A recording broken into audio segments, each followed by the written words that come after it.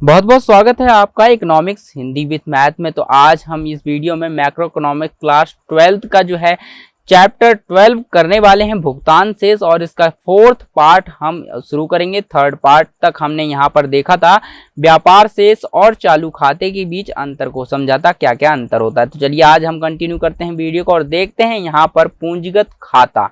क्या देखेंगे हम? पूंजीगत खाते को समझते हैं। पूंजीगत खाता क्या होता है सबसे पहले देखते हैं। पूंजीगत हमने देखा था दो भाग थे इसके, एक चालू खाता था और एक था पूंजीगत खाता। तो हमने चालू खाता पिछली वीडियो में देख लिया था। अब हम देखेंगे यहाँ पर समझेंगे कि कैपिटल अकाउंट क्या होता है, यानी पूंजीगत खाता क्या होता है।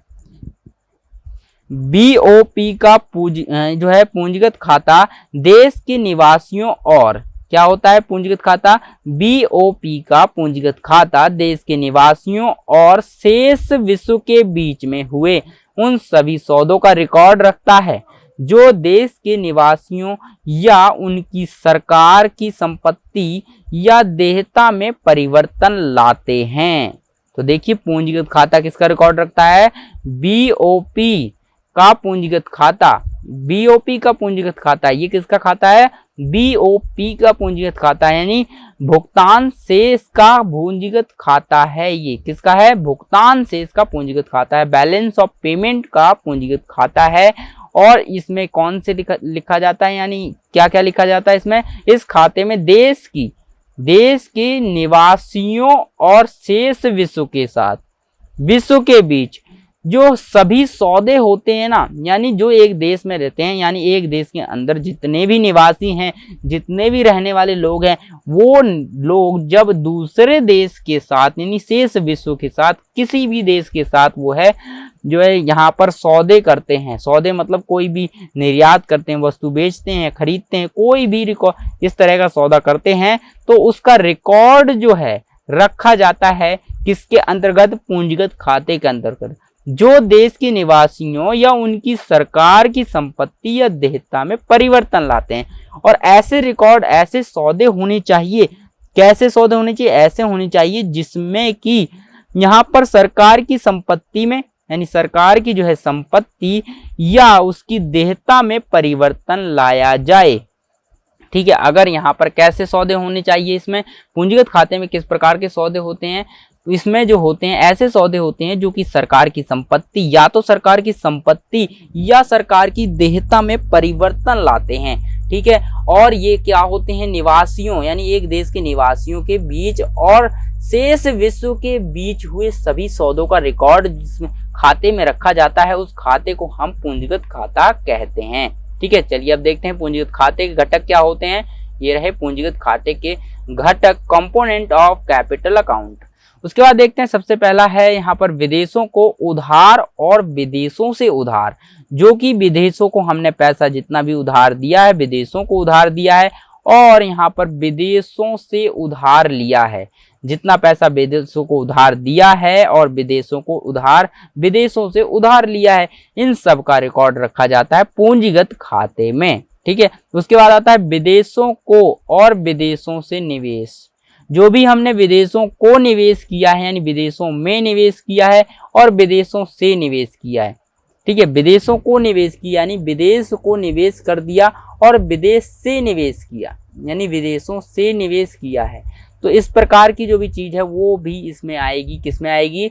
पूंजीगत खाते में लिखी जाएगी, यानी निवेश से संबंधित चीज भी लिखी जाएगी, लेकिन वो राष्ट्रीय स्तर पर होनी चाहिए, मतलब अंतरराष्ट्रीय स्तर पर होनी चाहिए। ठीक है, यानी दो देशों के बीच में होनी चाहिए। अगर निवेश होता है दो देशों के बीच में तो उसे हम पूंजीगत खाते में लिखेंगे। तो उसके बाद आता है विदेशी विनिमय कोष में परिवर्तन। इससे क्या होता है? विदेशी विनिमय कोष में परिवर्तन होता है। बिल्कुल सिंपल सी बात है, क्यों नहीं होगा? अगर एक व्यक्ति, एक देश जो है दूसरे देश के साथ जो है क्या कर रहा है? आर्थिक सौदे कर रहा है, वस्तु खरीद रहा है, सामान खरीद रहा है, तो यहाँ पर क्या विनिमय कोष में परिवर्तन होता है। विनिमय कोष मतलब जो विनिमय का कोष है उसमें परिवर्तन होगा। यहाँ पर पैसे जो होते हैं उनमें परिवर्तन होगा। तो यहाँ पर देखिए विनिमय कोष का मतलब होता है, विनिमय कोष किसे कहते हैं? विनिमय कोष यहाँ पर क्या होता है? विनिमय क्या होता है? विनिमय जो है, एक विनिमय का मतलब होता है आदान प्रदान, मतलब एक वस्तु लेना दूसरी वस्तु देना, तो ये विनिमय होता है। और कोष तो किसके माध्यम से जो है विनिमय कोष किया जाता है, आपको पता होगा, पैसे के माध्यम से जो है विनिमय किया जाता है। तो यहाँ पर क्या है, विनिमय कोष क्या हो गया, विनिमय कोष का मतलब हो गया कि पैसा, रुपए। तो हमारे जब हम विदेशी यहाँ पर ये करेंगे, क्या करेंगे, आर्थिक सौदे करेंगे, जो है वस्तु सेवाओं का निर्यात आयात करेंगे, तो इससे क्या होगा, विनिमय कोष में परिवर्तन होगा। तो हमारा कभी पैसा कम होगा, हमारे पास पैसा कम हो जाएगा या ज्यादा हो जाएगा। तो निर्यात ज्यादा कर देंगे तो पैसा ज्यादा हो जाएगा, उसको आयात ज्यादा कर देंगे तो पैसा कम हो जाएगा। तो इस तरह से जो है यहाँ पर जो है विनिमय कोष में परिवर्तन होता है। अब देखते हैं पूंजीगत खाते का शेष। पूंजीगत खाते का शेष समझ लेते हैं। चालू खाते में अतिरेक। तो पूंजीगत चालू खाते में अतिरेक कैसे होता है, पूंजीगत खाते में घाटा और पूंजीगत खाते में घाटा दो प्रकार से होता है। पहला आ गया चालू खाते में अतिरेक, यानी एक चालू खाता है उसको हम कब कहेंगे कि उसमें हमें फायदा हुआ है, और एक पूंजीगत खाता है जिसमें हमें घाटा हो गया, उसको हम कैसे कहेंगे घाटा हुआ है। चलिए देखते हैं, चालू खाते और पूंजीगत खाते में अंतर है, इसको हम बाद में देखेंगे। सबसे पहले देखते हैं चालू खाते में अतिरेक कैसे होगा। जैसे कि अगर आपने यहाँ पर, अतिरेक का मतलब है आपने यहाँ पर क्या करा है, उधार जो भी दिया है ना व्यक्ति को, आपने विदेशों को उधार अधिक मात्रा में दे दिया, ठीक है, और कम मात्रा में विदेश से उधार लिया है, ठीक है। सरकार ने जो है, भारत सरकार ने, यानी उसने क्या किया, अपने देश से यानी अन्य देशों को उधार ज्यादा दे दिया, ठीक है, पैसा ज्यादा दिया, लेकिन उन देशों से पैसा लिया कम है, उधार कम लिया है।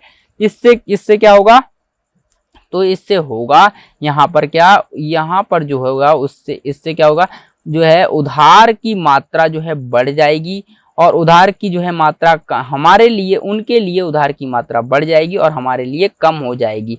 और जब ऐसा होगा तो चालू खाते में अतिरेक की स्थिति उत्पन्न हो जाएगी, ठीक है। यानी यहाँ पर उधार हमने ज्यादा दिया है और उधार कम लिया है तो अतिरेक होगा, और पूंजीगत खाते में यहाँ पर चालू खाते में रिकॉर्ड किया जाएगा। उसके बाद चालू खाते में अतिरेक हो गया, यहाँ पर यहाँ पर जो उधार की बात कर रहे हैं, तो उधार जो है उधार की बात करेंगे तो घाटा हो गया। घाटे का मतलब है कि हमने उधार किसी अन्य देश से बहुत ज्यादा ले लिया है और कम उसको उधार दिया है, तो यहाँ पर पूंजीगत खाते में घाटा हो जाएगा। और चालू खाते में जो है यहाँ पर क्या होगा, अतिरेक कैसे होगा, आपको मैंने पहले बताया था कि निर्यात अधिक हो जाएगा और आयात कम हो जाएगा, तो हमारा अतिरेक हो जाएगा, ठीक है। आई होप यहाँ पर ये समझ आ गया। उसके बाद देखिए, चालू खाते और पूंजीगत खाते में क्या क्या अंतर होता है, इसको समझते हैं जल्दी से। चालू खाता, पहला है हमारा चालू खाता, दूसरा है पूंजीगत खाता। चालू खाते में जो है, चालू खाते के सौदे जो है देश की आय के वर्तमान स्तर में परिवर्तन लाते हैं, ठीक है। चालू खाते के सौदे क्या करते हैं, वर्तमान स्तर पर परिवर्तन लाते हैं, देश की वर्तमान स्तर में, यानी आय के वर्तमान स्तर में परिवर्तन लाते हैं। क्या करते हैं, चालू खाते जो है चालू खाते के सौदे, जो भी चालू खाते के सौदे होते हैं वो क्या करते हैं, यहाँ पर आय की वर्तमान स्तर में परिवर्तन लाते हैं। लेकिन पूंजीगत खाते सौदे होते हैं, जो पूंजीगत खाते के सौदे होते हैं वो देश की पूंजीगत स्टॉक में परिवर्तन लाते हैं। जो भी देश का पूंजीगत स्टॉक है उसमें परिवर्तन लाएंगे, पूंजीगत खाते में रिकॉर्ड किया जाएगा। उसके बाद आता है, यह प्रवाह अवधारणा है। प्रवाह मतलब यहाँ पर एक पैसा जो है यहाँ से वहां जा रहा है, प्रवाह अवधारणा। यह स्टॉक अवधारणा, इसमें क्या होगा, संग्रहित होगा पैसा, ठीक है, या फिर खाली हो जाएगा। एक बक्से की तरह है ये पूंजीगत खाता। मान लीजिए आपने बक्से में नोट भर रखे हैं, भर के बहुत सारे भर रखे हैं, ठीक है।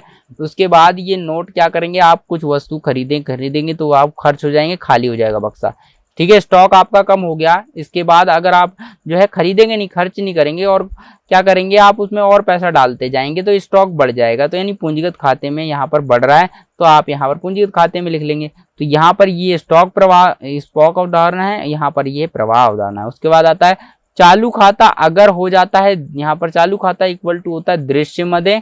चालू खाते को कैसे निकाला जाता है, इसमें क्या होता है, दृश्य मदें जोड़ी जाती हैं, अदृश्य मदों को जोड़ा जाता है, एक पक्षीय हस्तांतरण को जोड़ा जाता है, और आय प्राप्ति और भुगतान, ये सारी चीजें जब जोड़ दी जाती है ना तो यहाँ पर चालू खाता मिलता है। यानी जो लिखा जाता है इन सबको जोड़ के जो है चालू खाते में ही लिखा जाता है। लेकिन पूंजीगत खाते में क्या लिखा जाता है, देखें, विदेशों को और विदेशों से उधार, जो भी उधार दिया है विदेश को और विदेश से लिया है उसे लिखेंगे। विदेशों को और विदेशों से निवेश, जो भी विदेश को निवेश किया है विदेशों से निवेश किया है उसको लिखा जाएगा। उसके बाद आता है विदेशी विनिमय कोष में परिवर्तन, जो भी विदेशी विनिमय कोष में परिवर्तन हुआ उसको लिखा जाएगा। तो आई होप यहाँ पर ये सारी चीजें समझ आ गई होंगी आपको, जो है चालू खाते के सौदे। यहाँ पर चालू खाते और पूंजीगत खाते में अंतर, चलिए एक बार और देख लेते हैं। यहाँ पर क्या है, पहली बात करें तो चालू खाते में क्या होता है, सौदे होते हैं, ठीक है। सौदे देश की आय के वर्तमान स्तर में परिवर्तन लाते हैं, जो आर्थिक सौदे होते हैं। यहाँ पर जो भी सौदे होंगे चालू खाते में लिखे हुए वो जो है आय के वर्तमान स्तर में परिवर्तन लाएंगे। लेकिन यहाँ पर पूंजीगत स्टॉक में परिवर्तन लाते हैं, ये पूंजीगत खाता वाला है, तो यहाँ पर ये पूंजीगत स्टॉक में परिवर्तन लाएगा। ये प्रवाह अवधारणा है चालू खाता की, और पूंजीगत खाते की जो है स्टॉक अवधारणा है। चालू खाते में क्या क्या जुड़ता है, दृश्य मदें जुड़ती हैं, साथ ही यहाँ पर अदृश्य मदें जुड़ती हैं। क्या क्या जुड़ता है, दृश्य मदें जुड़ती हैं, उसके बाद अदृश्य मदें जुड़ती हैं, उसके बाद एक पक्षीय हस्तांतरण को जोड़ा जाता है, उसके बाद जो है आय प्राप्ति को जोड़ा जाता है। लेकिन पूंजीगत खाते में क्या जोड़ा जाता है, यहाँ पर जो है उधार को जोड़ा जाता है, जो कि विदेश और विदेश से लिया है विदेश को दिया है। उसके बाद आता है विदेशों को और निवेश, जो भी निवेश किया है उसको जोड़ा जाएगा। उसके बाद आता है विदेशी विनिमय कोष में परिवर्तन, जो भी कोष में परिवर्तन होगा उसको भी जोड़ दिया जाएगा। आई होप यहाँ पर आपको ये सारी चीज समझ आ गई होंगी। तो चलिए फिर मिलते हैं एक नई वीडियो में नए टॉपिक के साथ।